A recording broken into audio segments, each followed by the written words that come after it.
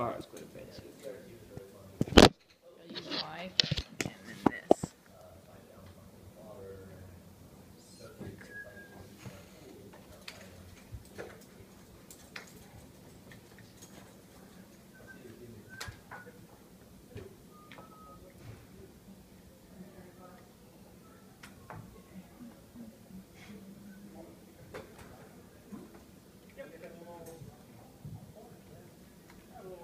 What is the pass number this morning? 254. What badges? I already emailed them. I don't know if you want to do it again, but I've been emailing them every time, and they said they got updated. So basically, what happens is the We'll go ahead and get started. Nothing too crucial for the first couple slides. There we go. So, so basically, what we're going to talk about kind of California-specific bike rules. Any of you guys have a California driver's license? Nope. None of us are from this country. Oh, cool. It's nothing too crazy, just kind of a few little specific rules. We'll go over those. Pre-ride check, just kind of what to look for on your bike to make sure it's working fine. And some safety equipment. Also, we'll go over security, basically how to make sure you have your bike until the end of your internship. We'll give you some real solid boxes. If you're using them right, don't expect it to go missing. And then parking around campus, and just a couple other quick questions. Also, I should introduce myself. I'm Eric. I work in our bike shop. I saw you guys here earlier today checking some stuff out. I work with Jessica and a whole bunch of other folks now. So kind of any bike question you have, come on by, like routes, maintenance, just want to have fun. What's wrong with that? Safety. It's a fun little video.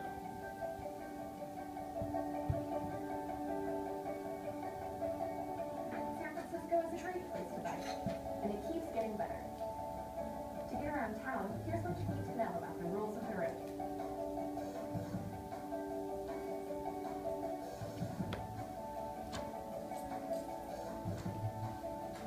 Did you know that people biking have the same rights and must follow the same rules as people in cars and trucks?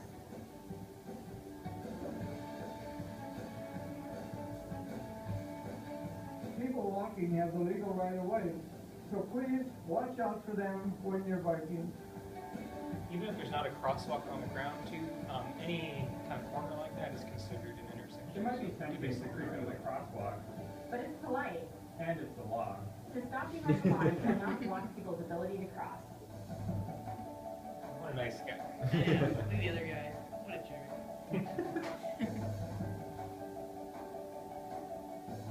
If you're over 13, ride on the streets, It's safer for people walking on the sidewalks. and it's the law. I think with sidewalks too, watch out for cars backing up out of driveways. Another great reason to just get on the street. Go with the flow of traffic.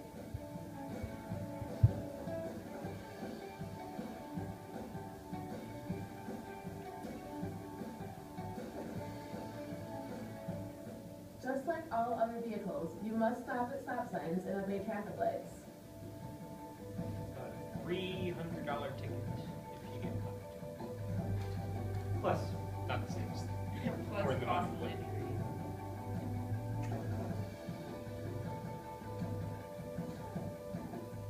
Don't be a bike ninja. If you're riding at night, bring your lights. Lights make it easier to be seen and are required by law. That's $150 fine. Your bike is also given lights. Yeah, so you guys will have one on there. Yeah. Batteries are free. Bike lanes are great, but sometimes you have to leave them. When pulling into traffic, it's recommended that you signal so that drivers can give you the space you need.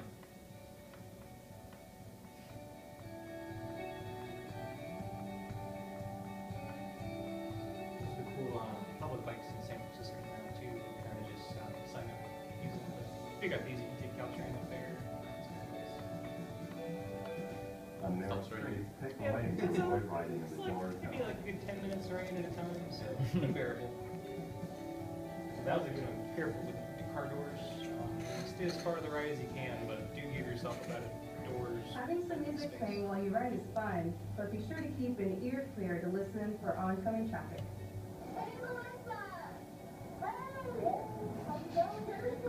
Very cute. The third is crazy.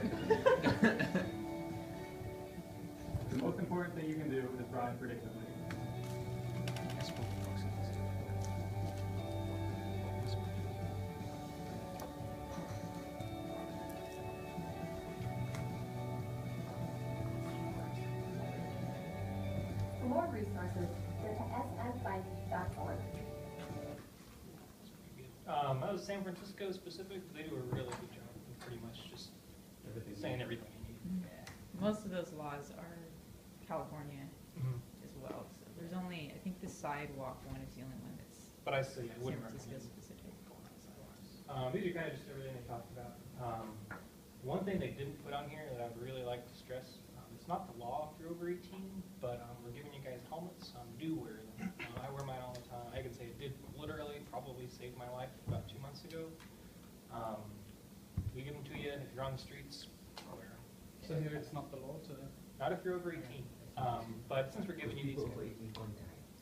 Yeah, I mean, they figure you got your liberties to fly free and smash your head if you want to. I was fined in Australia for riding without a helmet.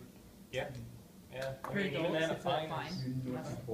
is- It was frustrating. I just bought the bike and it was like. Some state parks, places like that, they will require you for any like FedEx you're going out. I don't think any of us are really hoping to not wear a helmet. Okay, We like our head. good. Yeah. And fitting them too, they're all really nice. They have a little dial fit in the back, so you pretty much just put it on, touches the top of your head, twist it, good to go. You, Eric, you want me to bring you like the props so you can show them? We'll show you guys over Are you there guys all first. aware of how to fit helmets and all that? Because we'll be going over that. So. Yeah, and we do have some Okay. extra large ones if you need a bigger size. Signaling, this is a little confusing, so we'll just kind of go over some of it.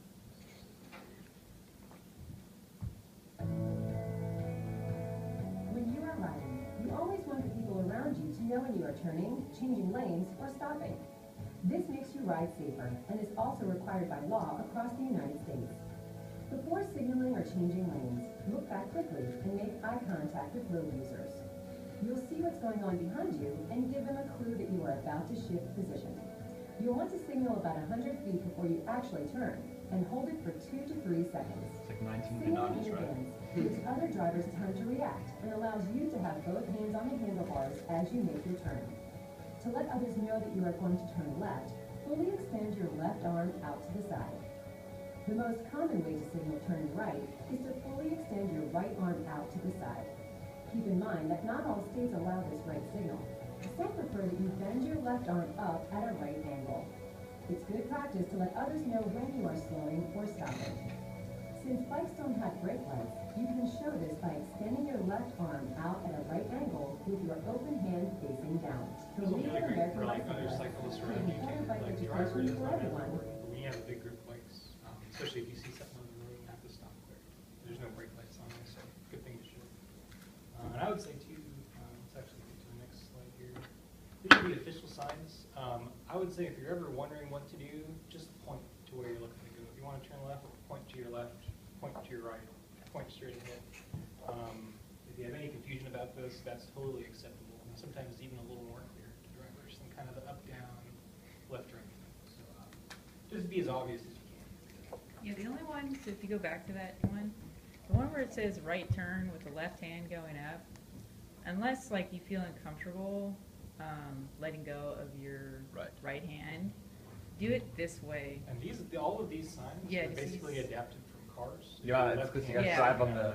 Yeah, that's So why right-hand it's turn. there, and there actually is some states require that you do it that way, that you follow driver's laws, but you're not a driver, you're a cyclist, so by all means, just use your hands the way that they, Be yeah. obvious, look at someone. Be really yeah. obvious, stare them in the eye, it works a lot. Here's a little one just kind of where to be Yes, in the just lane. like that. If I was the driver, I would have stopped.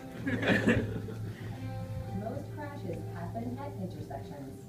You can prevent crashes by being visible, positioning yourself clearly on the road, and making eye contact with other drivers.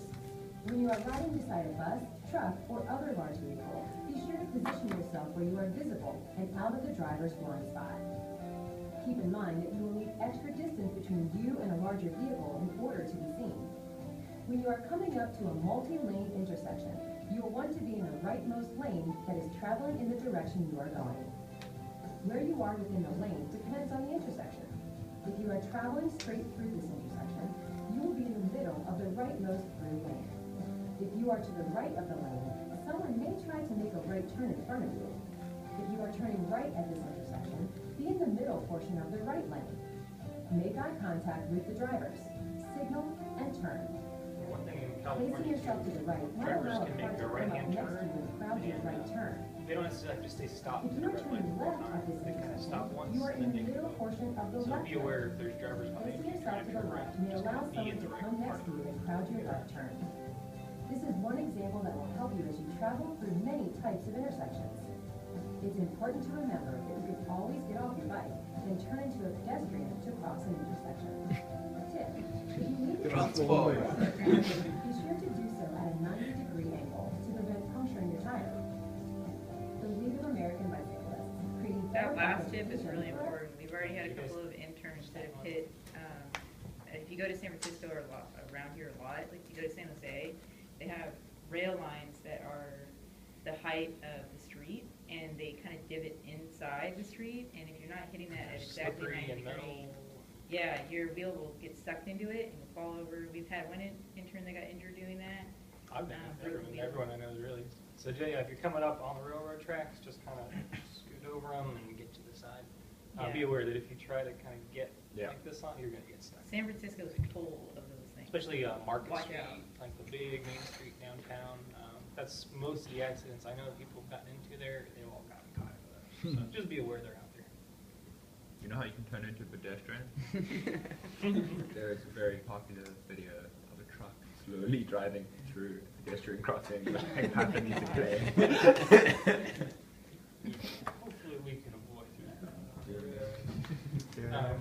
This is a good, just kind of 3 quick things to look for on your bike before you start riding. Maybe every week or so. I kind of do this just instinctively There's every an day. easy way to make sure your bike is in good working order, the basic bike check.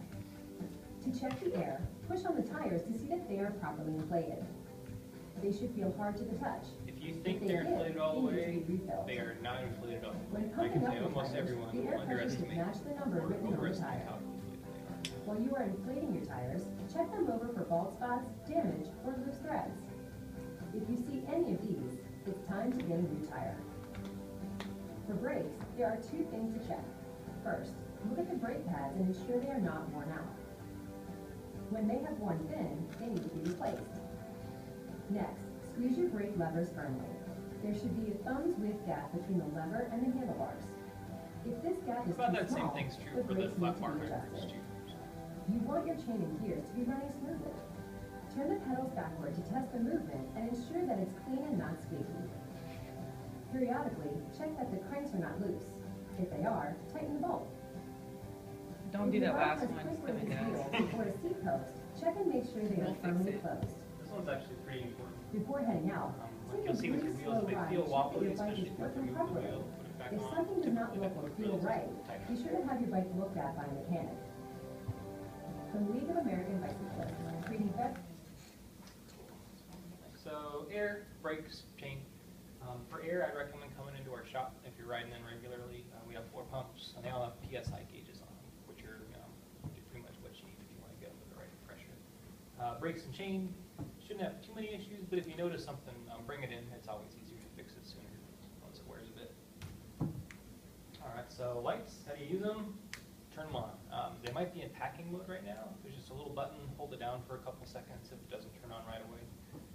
They have a steady mode and like constant, and then a flash. The flash is going to be better for battery life and a little more eye-catching for a lot of drivers. But the solid mode is going to kind of show you some hazards on the road. It's not super bright, but it's definitely going to meet all the safety requirements. Your backlight, always have that on. And the rule is when the sun is down, your lights go on. Also rainy weather, any low lights. Again, batteries are free. You can just badge into the vending machines. We'll get you as many as you need. No worries about that. So, and then helmets, we kind of went over that. So security, locking techniques. This isn't. This is a pretty This good. is our cycler one. Bike theft in the Bay Area is like Hey, guys. the worst in the entire Don't worry, nation. it's just So Gerald we get a over lot of on bikes stolen. Cycling, and today we want to show you how to properly lock up your bike, so something like this doesn't happen to you. Now to do that, you need to know which are the most valuable parts, and also which are the easiest for a thief to steal. The frame. If they can steal the frame, they can basically steal the entire bicycle. You'd be surprised how much that happens. The rear wheel. The Halvin cassette make the rear wheel much more expensive than the front wheel. If you can only lock up one, choose to lock up the rear wheel. The front wheel. an essential piece of your ride and probably the easiest part on your bike to steal if there is a quick release skewer used. I like how the thief And delicately finally, the puts down the seat-posted phone. saddle. Very I nice. know, we noticed that too. Because of their Very easy nice, removal. Lock your bike to something sturdy and firmly planted that a thief I would can't say that one swipe the thing, bike and don't walk lock it right to a off. handrail. This It could be could get something like cut a off by bicycle whoever rack, works a there, railing, like legally. or a very high pole. Use the double lock method to secure your bike. By using one U-lock and one cable lock, you can securely lock the frame and both wheels.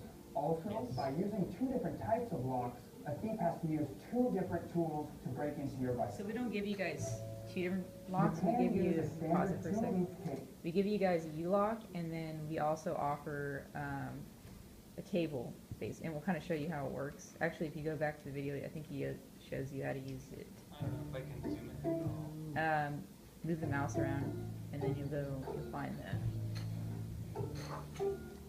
Hey guys, don't worry. I would say too, this guy, Cyclery. He's from Art Today we Cyclery, wanna show one of you our guys in how our shop, properly lock who's up the your manager, Jeff, used to bike. work there, and So he's something worked out like a this special doesn't happen 20% here. off deal. Now to do For our that, you Facebook need to know which employees. is the If you guys most are looking valuable at buying a part, bike, and also any which is the accessories, easiest for a let us thief know, to steal. and I think it's The frame. maybe free If shipping. they can steal the frame, they can basically Free steal ship the to South entire Africa. bicycle. I don't know, but, good, The there's rear something wheel. like Yeah, that. The housing cassette makes the rear wheel much more expensive So than they'll the show front you wheel.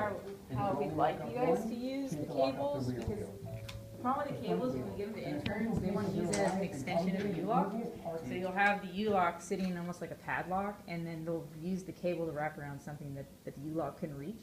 So all a thief has to do is go over, cut the cable, and the bike's gone. That happened to us probably more, over 50% of the bike thefts that happened in summer were from that case. So we're trying to avoid injuries. We give you guys a cable, you gotta Oh, promise. can you not cut the U-lock with the bolt Very, cutters? very. It's way more difficult. You, So- actually, most bolt cutters, I don't think you. Bolt cutters probably won't go through it if they have like a I don't think they will. mechanical saw. You need They have like 3 minutes about 2 time. minutes, a power outlet, and. So right here, they'll show you guys how to use the cable. Yeah, So he loops it around the rear wheel and the frame, and now he's taking the U-lock and putting the rest of the cable over. You live in South Africa. No, it's worse. It's worse than South Africa. We just lock up bikes up. I've had my bike stolen from my house. I was locked up in the garage. So you can't see. There's a lot of people, like I see a gentleman almost every morning in San Francisco on my ride in, he has a shopping cart full of front wheels and rear wheels.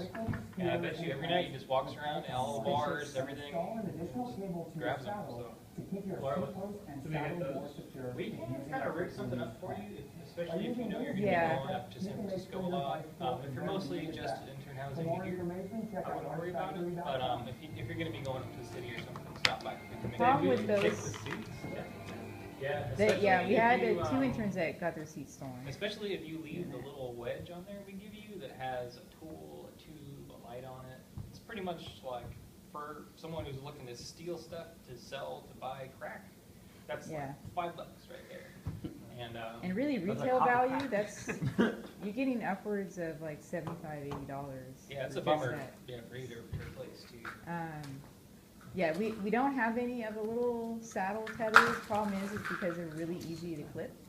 So they're just as easy to clip as any other cable, so we don't use them. What we can do is if you feel like you're in an area where you're constantly having to take the saddle off and you're worried it's going to get stolen, we can make you guys a chain leash. It's actually made out of a chain, so you can't go and clip it so easily. So we'd rather you guys use that, or just take the saddle with you. Yeah, you can take it off too if you feel it's like, you really don't feel safe leaving it there. Lock up your wheels, lock up your frame, and just take your seat. And everything. You'll actually see a lot of guys in San Francisco with big bike bags, 2 wheels strapped to them, and a bike seat. Because, yeah, they know what happens. That's too funny. The black market for bicycles must be huge. It is, yeah. You go pretty much to Van Ness Street in San Francisco under an overpass, look for a couple big tarps with some guys poking out and a bunch of bike parts in there. And they just kind of take them apart, put them back together so they can't be proven as one Yeah. person's bike. So yeah, it's a serious Yeah, there's industry. theft is like horrendous.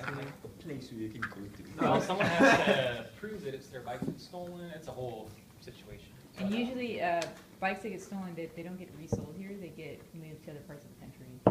There's like Moved a out of the whole country. black market for all that. Just imagine a Unfortunately, shipping Bear is container the worst part of it. in the bay, getting loaded up onto some ship going to President. somewhere with 1,000 bikes that used to belong to somebody. Yeah. So, And this is kind of how we recommend locking bikes up. You can see the A+ grade. The U-lock goes through the frame, the cable goes through both wheels, and all of the accessories are removed. Of course, you wouldn't leave them on the ground with you. But again, the accessories on the bike makes a much more tempting target for a bike too. And you're much more likely to get your seat stolen if you leave that little bag with the wire. So taking all those things off is just going to make it just less valuable in the end. You can kind of see the B-. It's secure. You're going to have most of your bike. But again, you can come out and find a frame with handlebars and pedals, but no wheels, no seat, no accessories. That's okay if you're going to be a few minutes. Maybe it's your housing, something like that. But definitely, not at a train station or anything like that. You want to do the A+ technique. It's kind of a pain, takes a few more minutes, but I really do it myself because I know if I don't, there's a pretty good chance my stuff might not be there. These are our F grades because you're pretty much going to be without your frame, and that's kind of the heart and soul of the bike. That's the most expensive thing to replace. Wait, so they still the frame but not the wheels? No. The wheels are locked out, so they can Yeah, well, this one, you can see that one in the top corner, all they have to do is disconnect your front wheel, and if they can wheelie, they'll just right away on everything else. Your So you front might have a wheel front is like the least expensive part of the main Yeah. portions. It's of the bike. easiest thing to steal, but it's also kind of Yeah. the least valuable. Stick the front wheel from the bike You can next kind of to see you. the top right was the most common way that people have their bikes stolen. They'll do this at engine housing maybe. There's not enough space to lock your bike to something.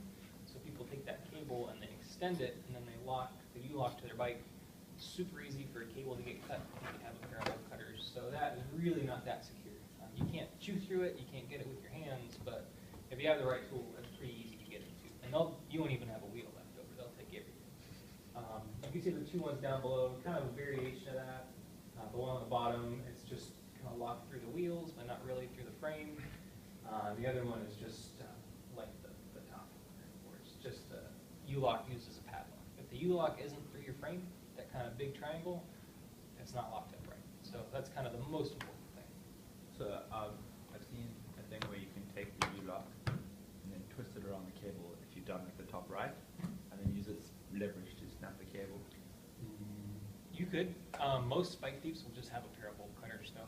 It's like $40 at Home Depot. Yeah. You can cut any of those things. So, but you know what? They will do pretty much anything to get it locked off. People can use hard jacks to Still them open. The bikes you guys are giving us good bikes, like are they really solid, solid. really nice bikes? Yeah, pretty much. They're pretty new. too. New We've or only had broken them in since by the like one summer. engine for you.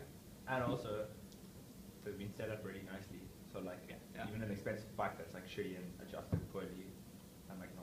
Plus, Yeah, if you have but- any issues yeah. with it, got a Yeah, full service bike. Bike thieves here really, you have like your new like flashy looking bikes, and these are pretty new and they're a little flashy looking, but bike thieves will take anything. Yeah. So I had like a big, Because even then, the Eater the mountain initial bike and person it's that stolen. steals your bike is only getting $20, and then Yeah, he brings they- it to somebody yeah. else who gives them that.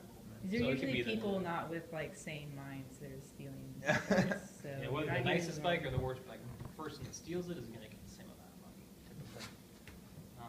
Let's go. So some real quick do's and don'ts. One, be aware of your surroundings. Follow your instincts. If you're just like, your spider sense is going off, find somewhere else to leave it. Take all your accessories off. Use your U-lock through the frame, and use your security cable for your wheels. Do not use your cable to secure the frame. Again, so that U-lock has to be through there.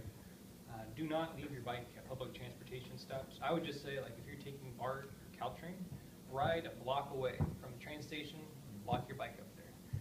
Because people target train stations, and they come, like, especially 22nd Street on Caltrain, almost like one of the first stops in the city. It's really dark. There's no one around, and they know that if your bike is locked up at a train station, you were probably You were somewhere not far there, away. yeah. So I would just say, don't do it. The other thing to add too is you can go on to like Caltrain's BART. If you get familiar with a lot of like public transportation around here, they'll have maps that tell you which areas have bike lockers. Bike lockers are super cheap. They're fitted so that your bike you can just kind of put inside the locker, and then you're charged per hour, and it's like 11 cents yeah, an it's hour. seriously Jeez. like nothing. And those things are very secure. You're not going to get your bike stolen out of there, and you can also leave it at the station. If you leave your bike at Caltrain, at any train stop, I will guarantee you something's going to get stolen off of it. It happens all the time. The final stop in San Francisco on Caltrain, though, has a bike valet that's open kind of earlier in the day, and the folks that made the videos for us, the SF Bike Coalition, they run that. Really cool people. They can help you out, but it's not 24 hours, so you got to be aware of that. One thing, if you rent a car, don't leave your bike in your car. You will have a smashed wheel and a stolen bike, or a smashed window, rather. Smash your wheel. Yeah. Yeah. Maybe they'll throw your spare through your window. and steal. One intern he went out to go get coffee, and he had his Cannondale. He had borrowed one of our Cannondales and put it inside the car. Thought it was secure. Since he saw the Cannondale sitting in there, and in a matter of he said 10 minutes, he came back. Window was completely smashed open, bike was gone. So. How do you get a bike through a window though? They open the door. Yeah. Didn't think of that. Calvin, you Yeah, they massacred. and it was in broad daylight in front of tons of people. San Francisco is a great place, but if people see stuff happening that they know is probably wrong, don't count on them to stop the person from doing whatever they're doing. Like, people just kind of watch things happen. So. Cool. And one of the last things we want to cover is just where to keep your bike around campus. We have so many people here right now. I think this is like critical mass for East Campus until we open West. So that also means a lot of bikes, even in wintertime right now. Not quite as many as summer, but a lot of people want to park them inside, out of the rain. So here's kind of a few places to leave them. Don't block doorways. Don't leave them on a couch somewhere. For fire exits, things like that. Also, it's just kind of a pain to have to get around a bunch of bikes parked in front of some doors. Lock your wheel up to your frame. You don't really have to lock it for security around here, but since so many bikes look the same as far as your interior bikes, somebody else might ride away on yours or go for a joyride or something. So just kind of to make sure it doesn't go away, you can just lock a wheel to the frame. It's pretty cool. That happens so often. I can't even tell you guys. And they'll come to me and they'll be like, "Where did my bike go? Like, you guys take it?" They're like, "Nope, I have no idea where it went." And then we're on like a wild goose chase trying to find it. So all you really need to do is just take your U-lock and just slap it on a wheel. It doesn't even have to be on the frame, just so that someone can't ride off with it. It's not that they just carry your wheel to your desk. Yeah, or just take it with you everywhere. Some people too, we encourage you to have fun with your bikes and decorate them if you want to. Make it visibly yours. Slap some stickers. What was the cool? We had the unicorn. Yeah, somebody drew stickers. a really cool unicorn in Sharpie. Feel free. On their bike, and they won the award for coolest looking bike that we made up on the spot. It was really neat. It was a very cool drawing. So by all means, like, as long as you're not damaging the bike, make it as pretty as you want. That would be awesome. With the most draw holes in it. Save it now. Oh, trying to Only draw on trying to make it. it You know how light. to draw, by the way. And then one other thing on campus, if you can avoid leaving it more than a day, if you have to leave it a day or two, something comes up, not a problem. But primarily on-campus parking is intended for day use, daily commuters. So here's some places to not leave your bike. You can kind of see, like, right in front of the door there. You would be surprised how much that happens. In the winter, it's not.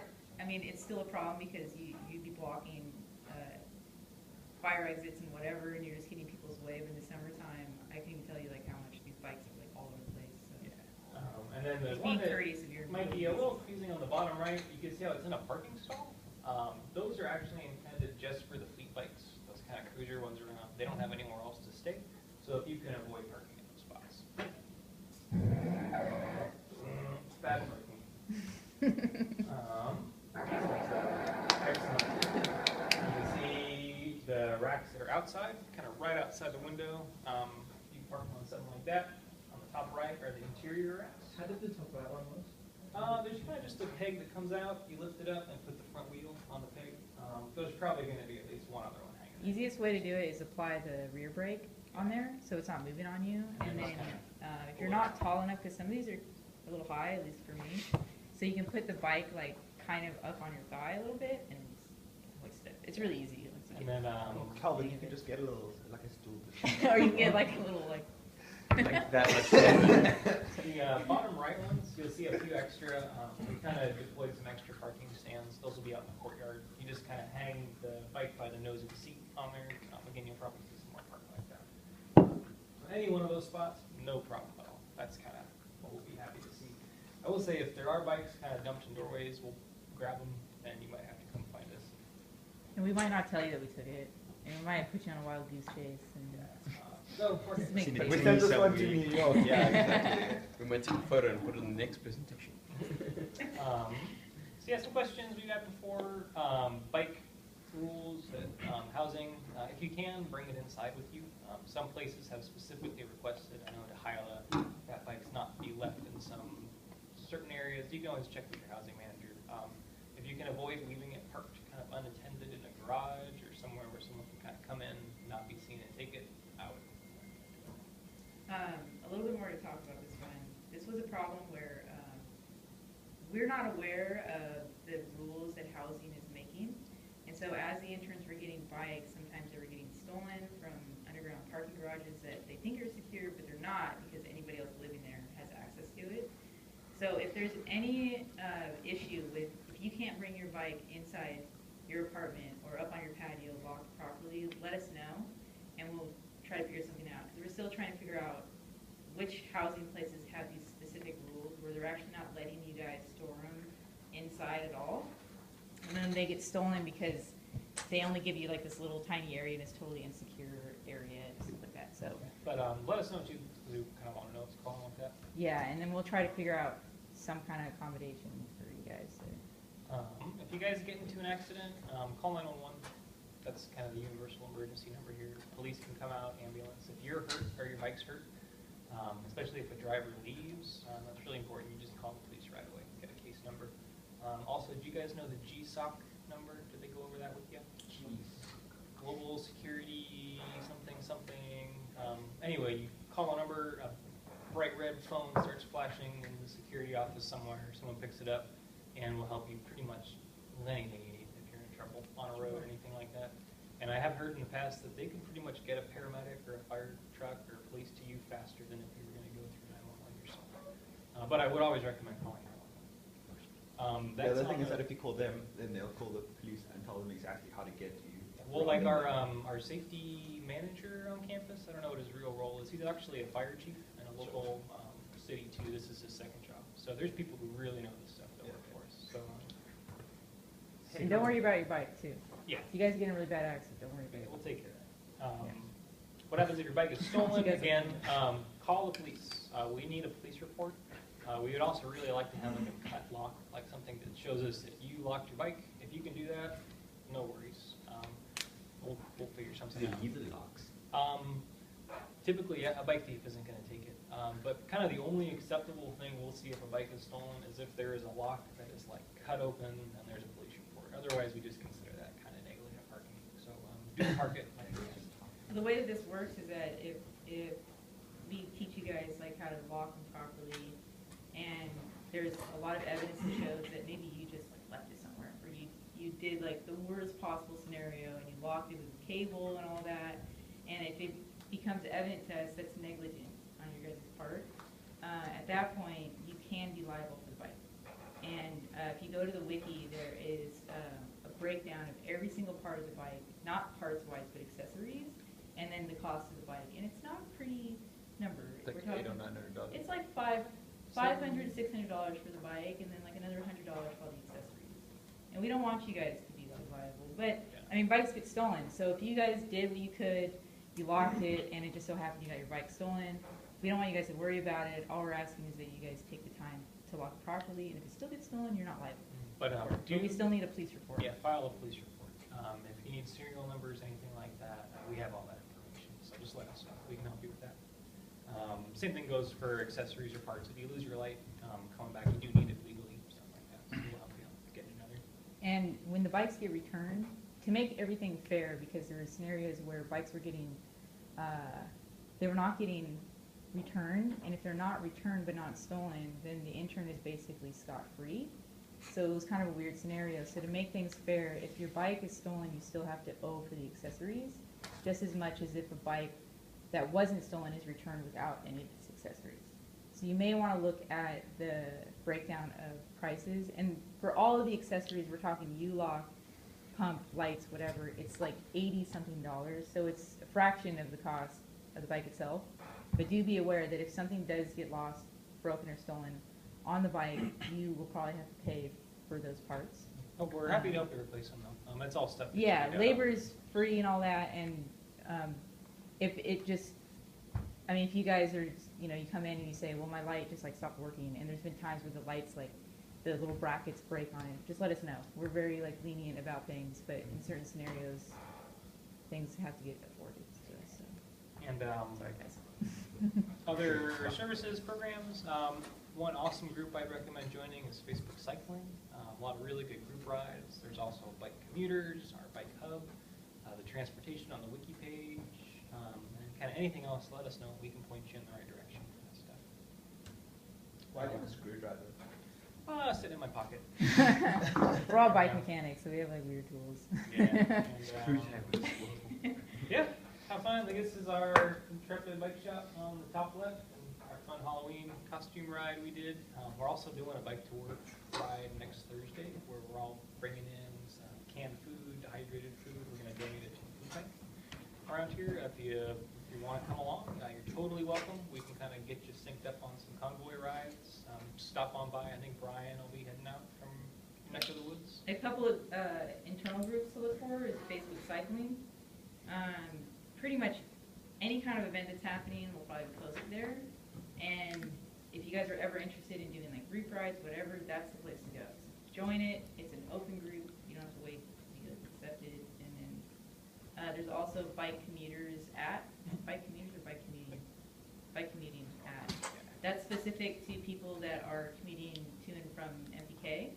So people in there are more geared towards like road closures, hazards, and that kind of stuff, or recommending routes or something. Yeah.